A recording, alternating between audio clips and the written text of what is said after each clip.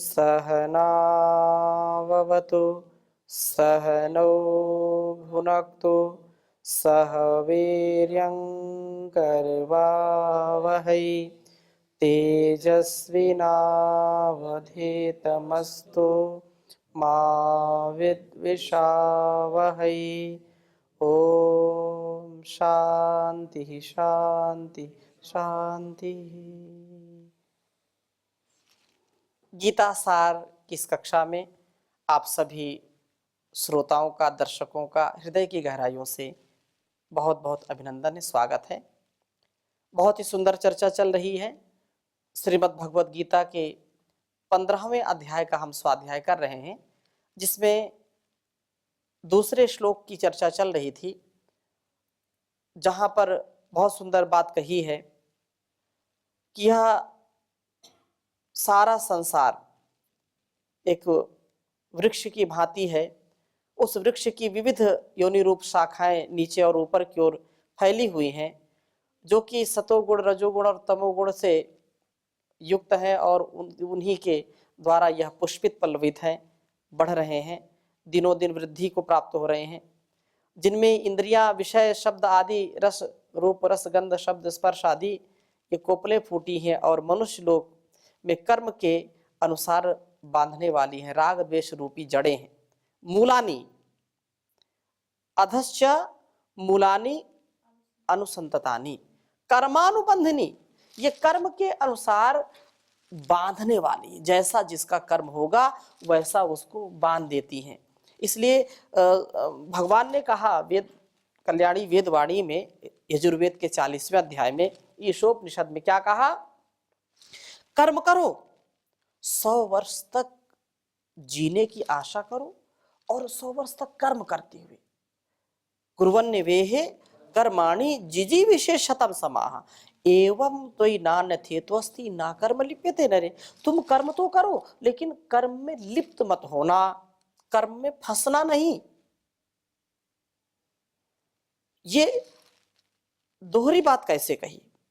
दोहरी बात नहीं है, एक ही बात है कि हम वेदानुकूल कर्म करें, शास्त्र अनुकूल कर्म करें, आत्म अनुकूल कर्म करें, लेकिन कर्म को अपना कर्तव्य मान करके करें, तो उसमें हम बंधेंगे नहीं। और जब हम समझते हैं कि हम ही कर रहे हैं, हम ही सारी धरती का बोझ उठाए बैठे हैं, तो परेशानी है कि नहीं? अब कोई व्यक्ति संसार में आया है बिना कर्म के तो रह नहीं सकता, लेकिन कर्म ऐसा बिल्कुल आनंद के साथ कर्म करे। कोई व्यक्ति है और वो रेलगाड़ी में या वायुयान में सफर कर रहा, बस में सफर कर रहा है, अपनी पोटली सिर पर रखे हुए है, तो उसको कोई अच्छा मानेगा? प्लेन में जाए और बोला अपना बैग सिर पर रख ले, तो लोग क्या बोलेंगे? भाई तुम कहाँ बैठे हो, इसको ऊपर रखो, कहीं और व्यवस्था है वहां रखो। बोले नहीं नहीं, मैं ही इसको रखूंगा। ये जो हमारा कर्म है, इसको निरहंकार भाव से, आराम से, जो नीति है, रीति है, प्रीति पूर्वक इसको करने का प्रयत्न करें। कोई अहंकार नहीं कि नहीं मैं ही सब कर रहा हूं, करने का भाव नहीं। कर्तव्य करो, ठीक है, परमात्मा ने मुझको सामर्थ्य दिया है, मुझको निमित्त बनाया है, तो मैं निमित्त बन रहा हूं, मैं कर रहा हूं, लेकिन इसमें अहंकार का भाव नहीं। यदि उस प्रभु की कृपा ना हो तो हम कुछ भी करने में समर्थ नहीं हो सकते हैं। तो संसार वृक्ष का परम मूल तो ऊर्ध्व मूलम अधा शाखम, इस प्रथम श्लोक में जो बतलाया है, अब अवांतर मूलों के रूप में कर्म फल जनित राग द्वेष आदि की जो वासनाएं बताई हैं, जो कि धर्माधर्म विषयक प्रवृत्ति के कारण है, ये मनुष्य लोक के में नीचे की ओर अविच्छिन्न रूप से फैलती हुई है। और कर्म जो धर्म अधर्म लक्षण, इनका अनुबंध पश्चात भावी, अर्थात इनके आधार पर शुभ अशुभ कर्म होते हैं। इस उपर्युक्त तथ्य को और अधिक स्पष्टतया समझने के लिए हेतु फलाश्रय जो योग सूत्र है उसको देखना चाहिए, और वहां पर वासनाओं के हेतु की व्याख्या करते हुए कहा है कि धर्म से सुख होता है और अधर्म से दुख होता है। चाणक्य ने भी यही बात कही है कि सुखस्य मूलम, सुख का मूल क्या है? सुखस्य मूलम धर्मः, धर्मस्य मूलम अर्थः, अर्थस्य मूलम राज्यम, राज्यस्य मूलम इंद्रियजय, इंद्रियजस्य मूलम विनयम, विनयस्य मूलम वृद्धोपसेवा, वृद्धोपसेवया विज्ञानम, विज्ञानेन जितात्मा भवति, जितात्मा अपने जीवन का और इस जगत का कल्याण करना। सुखस्य मूलम धर्मः, यदि कोई सुख का चाहने वाला व्यक्ति है तो उसको धर्म की शरण में आना ही पड़ेगा। इसलिए कहा धम्मम शरणम गच्छामि, धर्म की शरण में जाओगे तो शांति मिलेगी और अधर्म की शरण में जाओगे तो कभी शांति नहीं मिलेगी, मन अशांत रहेगा, धरा के बीच ही सारा धरा रह जाएगा। अधर्म कर करके लोग जो धन अर्जित करेंगे उससे कभी उनको शांति नहीं मिलेगी। शांति तो धर्म युक्त अर्थ में है, क्योंकि धर्मस्य मूलम अर्थः, अर्थ से ही धर्म है और धर्म सुख का मूल है। अर्थ के बिना सारा व्यर्थ मामला, अनर्थ है। और बहुत सुंदर बात कही कि कर्म जो मनसा वाचा कर्मणा, फिर सुख से राग और दुख से द्वेष, अधर्म से दुख होगा, फिर सुख से राग। जहां जहां हमको सुख दृष्टिगोचर होगा, सुख की इच्छा होगी, तो उससे राग होगा, अटैचमेंट होगा। यदि अज्ञानता से युक्त हमारा स्वभाव है तो दुख होगा, और विवेक पूर्वक हम व्यवहार करेंगे तो उस सुख में भी हमको आनंद की अनुभूति होगी, क्योंकि सुख है तो दुख है, मजा है तो सजा है, हाँ? मजा है तो सजा है, मजा लिया है तो सजा के लिए जो है बिल्कुल तैयार रहो, रेडी रहो। लेकिन आनंद से युक्त जीवन कभी विपरीत स्थिति में नहीं जाता। आनंद से परमानंद की ओर जाइए, आनंद से परमानंद की ओर। तो ऐसी हमारी चेष्टा हो। सुख से राग और दुख से द्वेष होता है। द्वेष क्या है? अप्रीति। द्वेष अप्रीतो, जिसकी हमको चाहना नहीं है उसे अप्रीति है। अप्रीति है तो दुख होगा, द्वेष होगा। राग और द्वेष ये व्यक्ति को बिल्कुल दुखी करके रखते हैं। यदि दुख से बचना है तो राग और द्वेष से बचो। अपने राग और द्वेष से प्रेरित होकर के मन वचन कर्म से चेष्टाएं लोग करते हैं, और उन चेष्टाओं से परिग्रह, परानुग्रह एवं पर पीड़ा के चलते हुए पुनः धर्म अधर्म, सुख दुख, राग द्वेष होते रहते हैं। और इस प्रकार से धर्माधर्म, सुख दुख एवं राग द्वेष, इन 6 अरों वाला यह संसार चक्र निरंतर चलता रहता है, ये कभी रुकता नहीं है। नारूपमस्येह तथोपलभ्यते,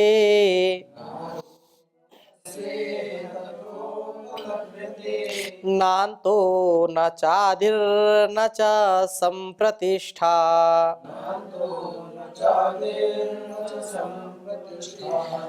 अश्वत्थमेनं सुविरूढमूलम्,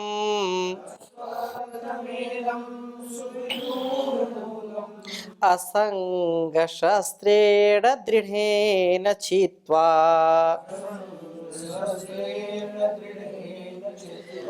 ततः पदं तत्परिमार्गितव्यम्,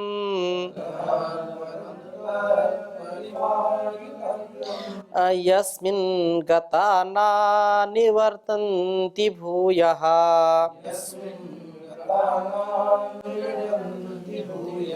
तमेव चाद्यं पुरुषं प्रपद्ये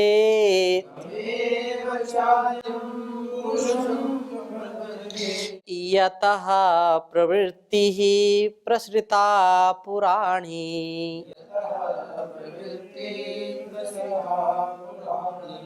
वाह, बहुत सुंदर बात कही।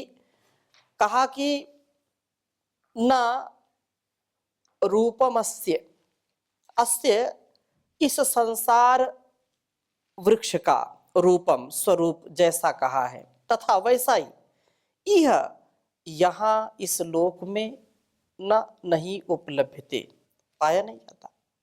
यथा, क्योंकि न तो इसका आदि है और न च अंत, न इसका अंत है, तथा न इसकी संप्रतिष्ठा अच्छी प्रकार से स्थिति ही है। अतः इसलिए एनम, इस सुविरूढ़ मूलम, अहंता, ममता और वासना रूप आदि अति दृढ़ मूल वाले अश्वत्थम संसार रूप पीपल के वृक्ष को दृढ़ेन असंग शस्त्रेण, वैराग्य रूप शस्त्र द्वारा छित्वा काट करके, ततः उसके पश्चात तत् उस पदम परम पद को परिमार्गितव्यम, भली भांति खोजना चाहिए, जिसमें गए हुए पुरुष फिर ना निवर्तंती, लौटकर संसार में नहीं आते, और जिससे परमेश्वर से पुरानी पुरातन प्रवृत्ति ही, संसार वृक्ष की जो प्रवृत्ति है विस्तार को प्राप्त हुई है, उसी आदि पुरुष के जो है मैं शरण में हूं। इसको हम समझ लें। जैसा वर्णन किया है कि ये पूरा जो है संसार क्या है, पीपल के वृक्ष के समान है, और इसके ये पत्ते हैं, इसके ये सब जो है मूल हैं, शाखा हैं, आदि आदि। वैसा वृक्ष का स्वरूप इस लोक में उपलब्ध नहीं होता। कहीं देखो तो ऐसा मिलता है क्या? ऐसा है नहीं जैसा कहा है, लेकिन उसके अंत और आदि का तो पता लगता है नहीं, ना ही उसके आदि का पता लगता है, ना अंत का पता लगता है, ना ही इसकी संप्रतिष्ठा मध्य स्थिति दिखाई पड़ती, कहीं बीच में दिखाई पड़े। अत्यंत दृढ़ता पूर्वक फैली हुई जड़ों वाले, वासना एवं कर्म बंधन रूप जड़ों वाले, जो कि मनुष्य लोक से नीचे तक आ गई हैं, ऐसे अश्वत्थ वृक्ष को असंग अनासक्ति रूप जो है, रूपी जो अस्त्र है, जो शस्त्र है, उससे काट करके फिर उस स्थान को ढूंढ निकालना चाहिए जहां से फिर व्यक्ति कभी वापस नहीं आता।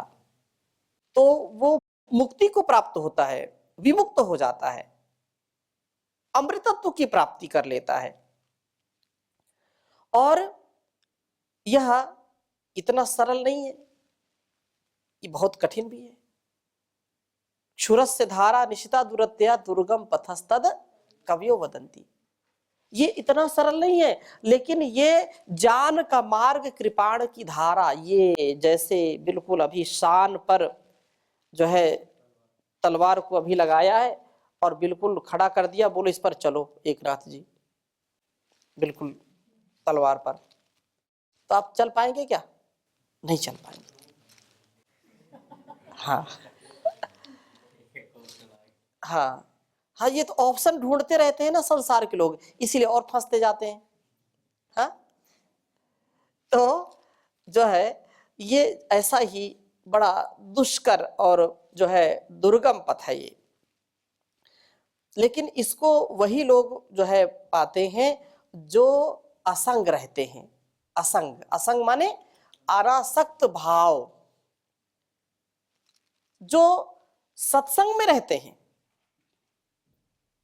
असंग जो विषय भावना है, जो वासना है, उससे ऊपर उठ करके, अपने भोग भावना से ऊपर उठ करके जो असंग रहते हैं, सत्संग में रहते हैं, तो सत्संगति क्या है? सज्जना नाम संगति सत्संगति कथ्यते। ये जो बात कही तीसरे श्लोक में कि सृष्टि के फैलाव का कर्म अनादि और अनंत है, इसकी ओर छोर का पता चलता ही नहीं, लेकिन अनासक्ति रूपी शस्त्र से इस वृक्ष को नष्ट करके चैतन्य रूप मूल तत्व, उस ब्रह्म तत्व की अनुभूति की ओर बढ़ने का संकल्प ही इससे छुटकारा पाने का एकमात्र उपाय है। चुनाव अनिवार्य है, अध्यात्म का मार्ग या भौतिकता का मार्ग। सठ सुधरहि सत संगत पाई, पारस परत कुधात सुहाई, सतसंगत मुद मंगल मूला, सोई फल सब साधन फूला, बिन सतसंग विवेक न होई, ईश कृपा बिन सुलभ न सोई। सत्संग से, ईश्वर की भक्ति, ध्यान से, चिंतन मनन से, स्वाध्याय से, प्राणायाम का अनुष्ठान करने से हमारे अंदर का जो विकार है, जो कुत्सित विचार है, वो सब नष्ट हो जाता है। हम अंदर से भी निर्मल हो जाते हैं और बाहर का ये जो आकर्षण है इसको भी हम भली प्रकार समझ लेते हैं, इससे हम बच पाते हैं। इसलिए बहुत सुंदर बात कही है आगे, निर्माण मोहाजित संग दोषा,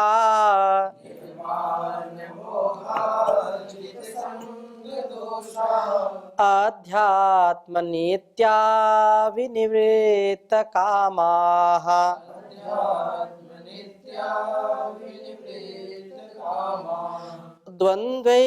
द्वन्द्वैर्विमुक्ताः सुख दुःख संजैर्,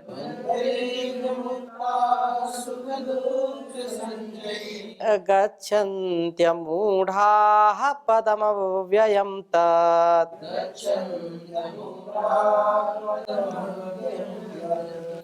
कहा कि जो निर्माण मोह, जिनका मान और मोह नष्ट हो गया है, जो मान और मोह से रहित है।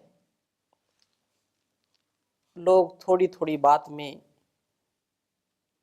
मान अपमान का आभास करके निराश हो जाते। उसने मेरा अपमान कर दिया, उसने मेरा मान भंग कर दिया, मेरे स्वाभिमान को उसने चोट पहुंचा दिया। और ये बात सोच सोच करके उनका बीपी हाई हो जाता है, हार्ट की समस्याएं हो जाती, अलग अलग प्रकार से मानसिक शारीरिक रोग बढ़ जाते हैं। मोह भी बढ़ता है, ये मेरा है, ये तेरा है, और मैं तू करते रहते हैं, लड़ाई झगड़े करते रहते, चलते रहते। जिनका मान और मोह नष्ट हो गया है, चाहे कोई कलंकित करे, चाहे कोई अलंकृत करे, चाहे कोई विभूषित करे, चाहे कोई दूषित करे, चाहे कोई मान दे, चाहे अपमान दे, सम्मान दे, चाहे कोई कैसी भी स्थिति में तिरस्कार करे, चाहे कोई पुरस्कार करे, कभी वो विचलित नहीं होते हैं। संसार का एक नियम है, जिसके पास जो है वही देगा। हम निराश हो जाते हैं, अरे इसने ऐसा कैसे कह दिया, मैं तो अपमानित हो गया, मुझको ऐसा क्यों कह दिया। और बिल्कुल स्वभाव इसमें अधिकांश लोगों का बदल जाता है, सहन नहीं कर पाते। जो सहता है वही रहता है, ठीक है, जो नहीं सहेगा वो नहीं रहेगा। धरती कितना सहती है।